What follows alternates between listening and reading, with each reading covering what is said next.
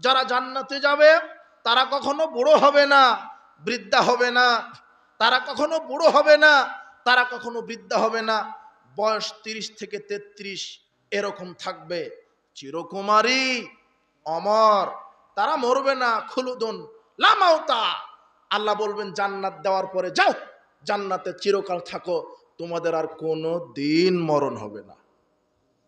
চিরদিন থাকো, কোনো দিন আর তোমাদের মরণ হবে না। মৃত্যুকে আমি ধ্বংস করে দিলাম, যাও চিরদিন থাকো। তারা হবে যুবক যুবতী, তারা বুড়ো হবে না, পেশাব পায়খানা হবে না, জ্বর আসবে না, মাথা ব্যথা হবে না, শরীর থেকে দুর্গন্ধযুক্ত ঘামও বের হবে না, রৌদ্রের তাপ জ্বালাতন করবে না। তারা হেলান দিয়ে স্বর্ণের তার দ্বারা বানানো খাটিয়ার উপরে, চেয়ারের উপরে তারা ঠেস দিয়ে বসে থাকবে।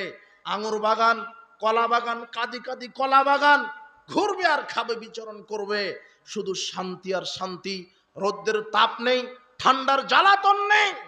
এই জান্নাত যুবক তোমার জন্য অপেক্ষা করছে।